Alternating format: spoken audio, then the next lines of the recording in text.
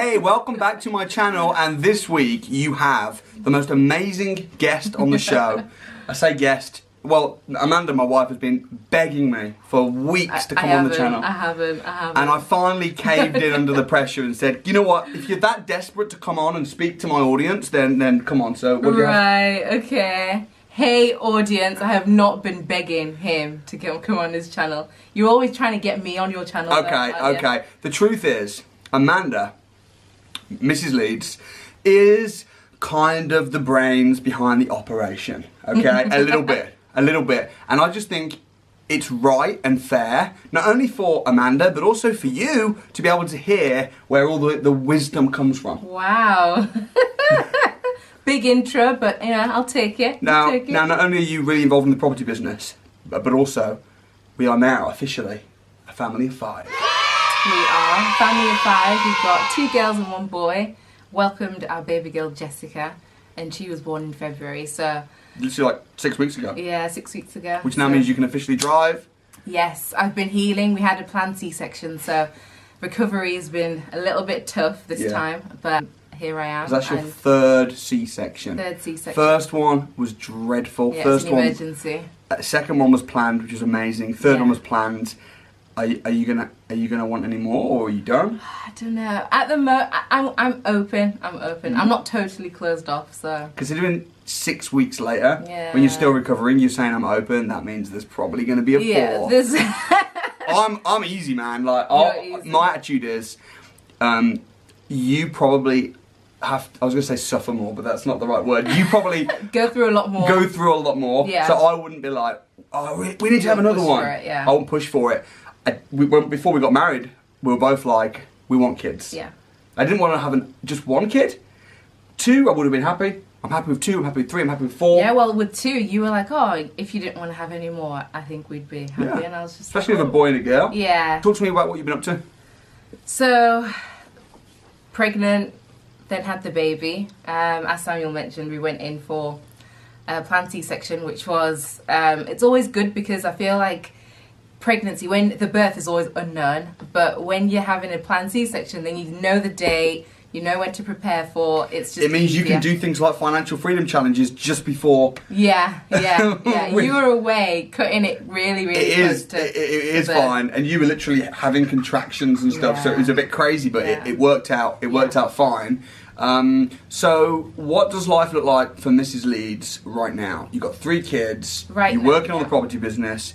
You're now back driving. Yes. So what are you doing? What does a typical day look like for you? A typical day is up with Jessica, feeding her first thing, and then she usually goes to sleep, and then I'll then either give her a bath or take her downstairs.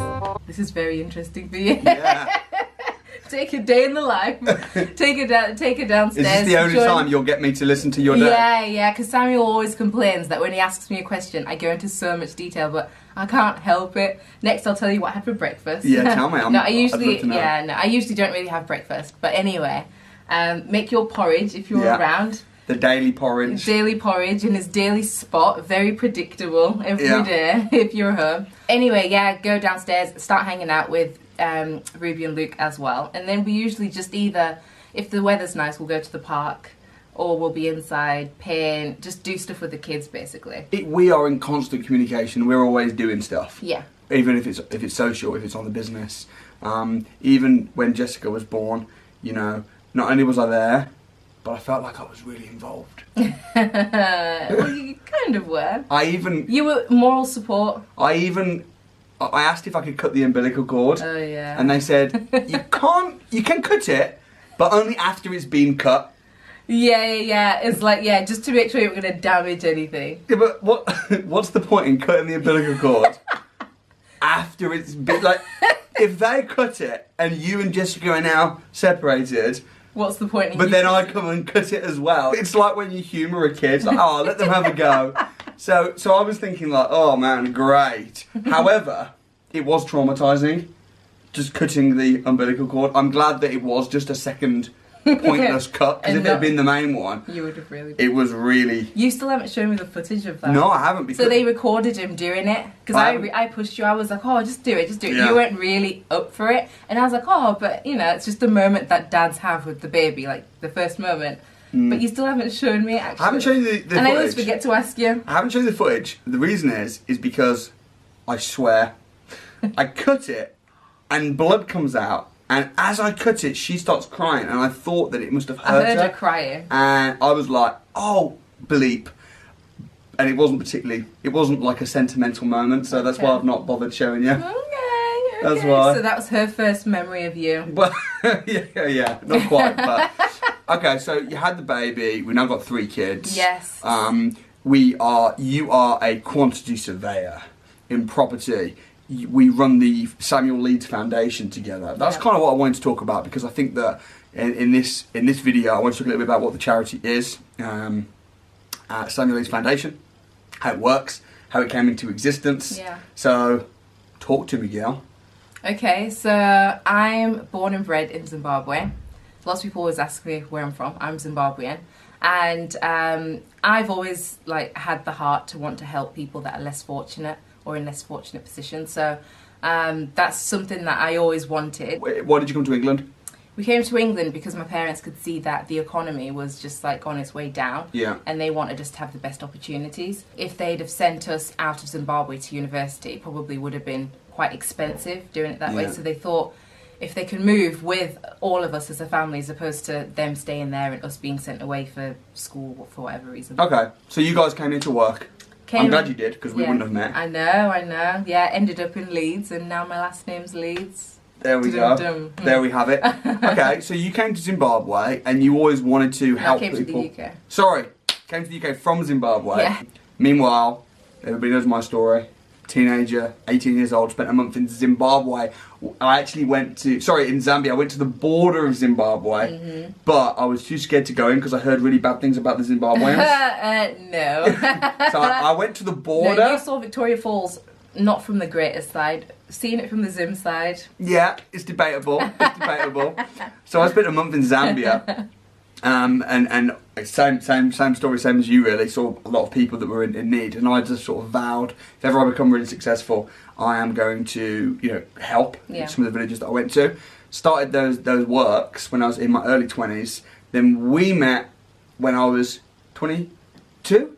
You were 22. I think I was 22. Yeah, you were 22. I was 21. Yeah. But yeah, so you were 21, I was 22. We got together, and then we took our first trip out to Zambia. Yes, together. 2014 time? 2015. 2015? Yeah, 2015. So about 6 years ago? Yeah. But I was glad that I met someone who had the same passion that I did to help people that were in need. So it was, and the fact that you'd been to Africa and travelled lots of different countries. I've been to 9 He was more well travelled in Africa than I was, and I'm the African. Yeah. I've only You're the African. And I'm the Oh, okay. Okay, he's laughing because every time he refers to me as African, I'm like, I'm Zimbabwean. Because Africa's a big continent, like Egypt's in Africa and I'm... Hold on. You just referred to yourself as African? Yeah, only to stress the point that I was making in that sentence, in that context. What's wrong with being African? There's nothing wrong with being African, but she corrects me, and then she calls me European. Yeah, because then I say you're a European then if I'm African. Because Africa's big. Okay. I'm just saying. You're African and Zimbabwean. I'm African and Zimbabwean. Yeah. Yeah. Okay. So anyway, he was well travelled in Africa than I was, and I'm from Zimbabwe, I'm African. What did we do on our first trip? We did some boreholes, so we went to some villages in, they were quite isolated, weren't they, in Solwezi. Just in outside, Zambia. outside Solwezi, so we have to fly into Zambia, and then when you're in, what's the capital? Lusaka. And then from Lusaka, you can take a little plane or have like a 7-10 hour road trip. More or like something. 16 hours. Yeah, it's like so long to drive to this part of Zambia, which is really, really isolated. I don't think we've ever flown. No, we've flown once. Yeah, we flew once. Yeah, but normally we drive. Yeah. Especially as we've got like teams with us and... and also the planes, to be fair, they're so tiny, they look like they could small. crash. Yeah, I was quite scared, but yeah. So, first one together, we went and did some water boreholes. Many times, though, we've been to Africa on a mission trip, whether it be to bring clean water or food or whatever it is, you are usually pregnant and then have to cancel at the last minute. I know. I am glad, honestly, God was really looking out for me. Do you remember when I was pregnant, we were literally, you were flying the next day, we were going together to Uganda. Yeah. And then... The day before I realised, like, oh, I can't actually... Like, I don't know what was going on. I think it was the Zika virus. Yeah, it was Zika virus. And they were saying, as a pregnant person, you really shouldn't be going. Yeah. So we thought about it, we prayed about it, and we came to the conclusion that it would probably be better for Amanda to stay. But you were gutted. I was so gutted, and that was the day before you were going, and I was like, oh. Yeah. Because I hadn't been to Uganda, but you'd been. But then as it happened, I spent the entire time in Uganda lying in a hospital bed with a broken leg. Yeah. So it's probably for the best. I know. That you weren't there. Because if you'd have been there, that would have been, God forbid, have been on the boat, you'd have had to spend the whole time looking after me. I mean, imagine. I look after you all the time anyway. Yeah, but you could have, it could have been bad. Yeah. If you were on the boat. Yeah. That would have been. And then last we were in Uganda. And we were in negotiations. We just negotiated to partner with the Ugandan government to build a school, but then that was just before the pandemic. Yes, the pandemic really slowed down a lot of stuff. Annoying. But we've got big plans. Massive and I can't plans. wait to go. I just can't believe how long it's been. Yeah, we go every year. And also, it's you registered. It was actually Gary Spicer from church and some people that helped us with it. But we now have officially. I'm acting like it just happened. I know it happened like 2019. Yeah. But still, it was just before the pandemic, and time has stood still a little bit in terms of the works that we've been doing. But now registered, Samuel Leeds Foundation, so it's all registered. Yeah. All right, common questions that we get asked. Because, in fact, if you've got questions for Amanda or for me and Amanda, comment below. We should do this again. Yeah. We should do it every week, maybe. Wow. Wow, you know at the start where I said Amanda's been begging me to come on the channel and you laughed and said it's not true? You can see it firsthand. No. Do you want to see it every week? I mean, do you really want to see Amanda every single week talking about... I guess you do bring a lot of property value. I know we've not really talked property today. Yeah. But actually, we'll go through the questions that we get asked. What do you do in the business? What's your property qualifications and background? Okay, so my qualifications, quantity surveyor, that's what I studied and that's what I worked as throughout uni and after. Yeah, so that's my qualifications. So you're a quantity surveyor. What does one of those do? A quantity surveyor is basically the person that manages all the costs in the construction process. So from whenever someone has an idea and says, oh, this is what I want to build, the architect will draw up the drawings and then we'll be given the drawings as a quantity surveyor and then we'll do the costs and see how much it's going to cost. So it starts from like a feasibility report to see like how much it's going to cost up until like the end of the project, closing the account. So from what we do now in our property business, how does that help with what we do? Well, in the development side of stuff especially it helps, but just generally it helps because, for example, when you're dealing with builders getting quotes, being able to sense check and think like, oh, this sounds reasonable for what they're saying, or cost management. Yeah, just kind of having an idea on costs, basically. Pricing up it really jobs. Helps. Yeah. And you've worked with big clients like Coca-Cola. Yeah. Done massive renovations. Okay, so that's your background. Yeah. What are the most common questions that you get asked about? I mean, one of the questions I get asked all the time is how we met. Oh yeah, that's a big one. Which was at a wedding. Yeah, people always think that we met through business or I don't know, that we met at a wedding. In fact, I didn't even tell Amanda about I was in property when we met. No, you didn't. Even though at the time I had a large property portfolio, I didn't tell Amanda about it. No, you didn't. And he was just finished. You just finished Bible college. Yeah. And I just thought I'd be a pastor's wife, honestly. You thought you were going to be married to a pastor or something? Yeah. But here's what happened. I built up my portfolio, and then when I was 21, that kind of age, I went to Bible college for a few years, and I met Amanda. I think I was just in my last year of Bible college. Yeah, well, you were just finishing, final year, but you were just finishing. There and thereabouts. So I must have been 20 then. Yeah, I was age 20, 21, 22. Yeah. So when I met you, I was 22. Yeah. Right? So I just finished, or was just finishing Bible college, and my property portfolio was all systemised and managed. And I'm thinking, I don't know exactly what I'm going to do next. You know, I've got my portfolio, I was setting up my charity, I just finished college, I just launched Training Kings, which was a Christian business training company to help people in business of faith. And I met Amanda, and I was like a little bit, not a crossroads, but kind of a crossroads in my life. And I just thought, you know what, rather than saying to her, oh, I've got this property portfolio and this, that, and the other. I was like, nah, I'm just going to tell her I've just finished Bible college, I'm setting up a charity. I'll just keep the property business separate because I didn't want Amanda, at the time I didn't know you, obviously knowing you now, I know that you wouldn't even think like this, but I didn't want you to be attracted to me because of my property portfolio. I just wanted to get to know you as you and me as me. And then, you know, I told you maybe 2 or 3 months after, once we got to know each other. Yeah. And then we were married within 9 months. Yeah. So we met at a wedding. One of the common questions I get asked is people sometimes, neighbours, sometimes think that I'm with a different woman on different days. I'm really not, okay? We have a, what's it called? I don't know what the word is, but... Monogamous relationship, right?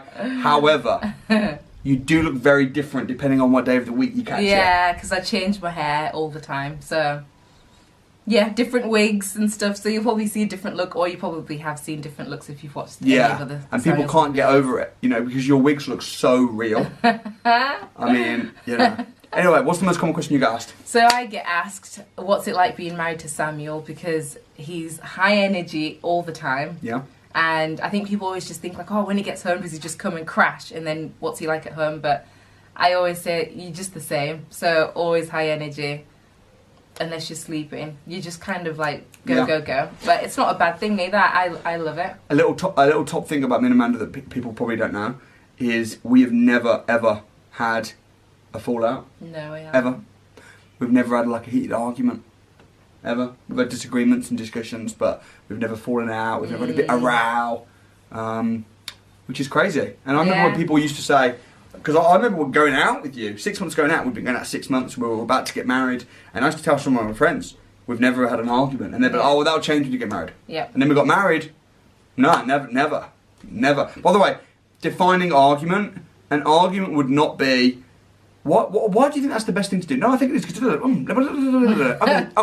alright, okay, let's do this. That's not an argument, that's a discussion. Yeah, an argument is heated. You know, you're always and then doing giving that. each other the silent treatment of being moody with each being other. moody, falling out, not talking. Like, you know, we've had once or twice, like, a bit of a tiff. I'm trying to think of it. On when we went to see Jason Manford. Oh yeah. But it was hardly an argument. Yeah, it wasn't even that deep. And to be fair, it was me. What happened? So. Samuel got gifted tickets to go see Jason Manford. We were going to be away that weekend as well in the Peak District on like a little get-together with my cousins. So it fell on one of the nights that we were going to be away. And I got asked by the person who was giving us the tickets. It was Russell. my brother. Yeah, it was Russell. He rang me and he said, oh, I've got Samuel Leeds tickets. Is it okay? Did you say, I've got Samuel Leeds tickets? No, I said, I've got Samuel some tickets. I've got Samuel Leeds tickets. I thought you said, I've got Samuel Leeds some tickets. No, Russell wouldn't. No. Anyway, Russell rang me to ask for permission to say, is it okay if, you know, you can take Samuel, these are the tickets that we got him. And I was just like, yeah, that's fine. But really, I just kind of thought... Oh, great. Yeah, but so it was my fault from the get-go because I didn't just say to him... But then you were just a little bit like, ugh, about it. And then on the day, you were like, oh... I was just basically dragging my feet yeah. to go. I was like, all right, let's go. And you were like, oh... I was just like, oh... Okay. And I was like, come on, man, we need to go. We're going to be late. Yeah. And then we left and you were just like, oh, great. And you weren't... You were just in a little bit of a mood about it. Just like, kind of like dragging, oh, great. Yeah. Which you've never ever done before about anything. No. We didn't have an argument. And I just sort of said, hey, come on, what's up? You were like, is there a problem here? Like, what's up? And you don't seem happy to be going to see the Jason Manford. If you're not happy, just say, I don't want to go, and then we can have a conversation. But don't go and pull a face. Like, what's up? That's and then you were just like, fair enough, my bad. And then that was it, and we were just fine. That's the only time ever. Yeah. And it's very mild. So what is the secret to... I mean, we've been married now, what, 6 years? I know, 6 years. 6 years, we've got 3 kids. Married it. 6 years. What is the secret to a happy relationship? I would say the secret is putting each other first. So always considering the other person's feelings. Sometimes I feel like when people argue, it's because one person's trying to, I don't know, be the one. So if you came to me upset about something that I did, then I could exasperate you by then, I don't know, having a go at you for having a go at me or whatever. And then it just goes back and forth. But even in the moment, if you think that the other person's wrong, you can just help by just being nice to them and kind to them in that moment. And then once they're not so emotional or, you know, then just having the conversation. Yeah, like if, I think that's one of the things that we do. Like, let's say I am annoyed about something. Maybe I'm being unreasonable and I'm like, oh, what the heck, man? What? And I'm just a bit annoyed. You will let me be annoyed. Yeah. Without going, what are you annoyed for? Yeah. It's like, all right, something happened, cool, be annoyed for a minute. And then usually I'll then let it out. Oh, what the heck, man? Why is this person doing this? And might be have a little bit of a rant. Mandy will be nice. And rather than having a go at me, we'll just go, okay, make me a cup of tea or whatever. And then within 2 minutes, I'll think, I was probably a little bit. Yeah, you're really good. Samuel's so good at.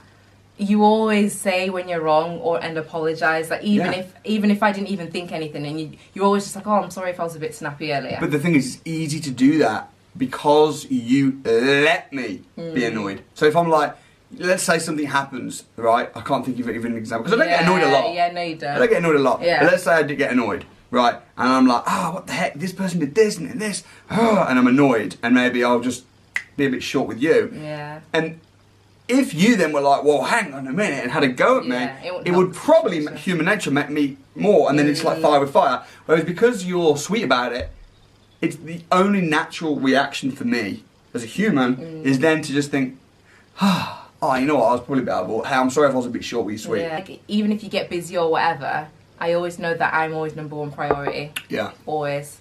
And even with business, like, I think family ultimately comes first. Yeah. So, although business has to come first, I'll sometimes say business first. I'll say that.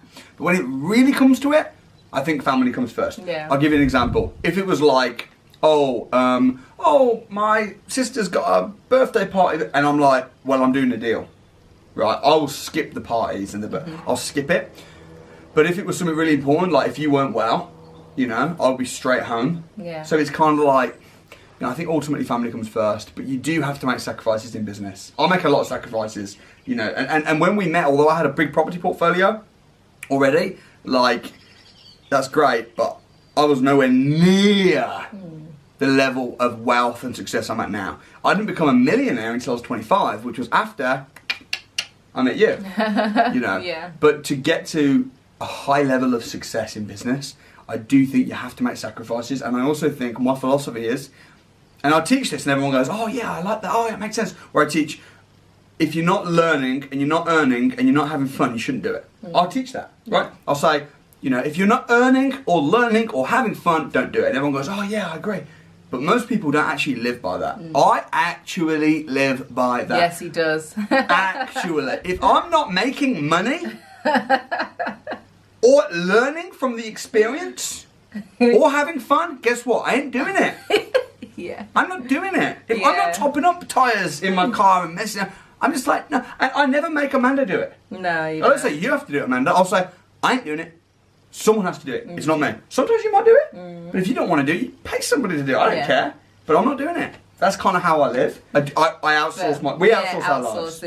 We outsource our lives. So, all right, cool. And everyone asks you what it's like being married to me, and you kind of shared a little bit. Yeah, kind of shared on that. What other questions? Well, I want to say what it's like being married to you. Oh. You're married to Amanda. Oh, wow. Amazing. No, honestly, you're just an incredible wife. Great business lady. Interior designer. Oh my goodness. Are you qualified at interior design? I did a course on interior design. And do you do interior design in our properties?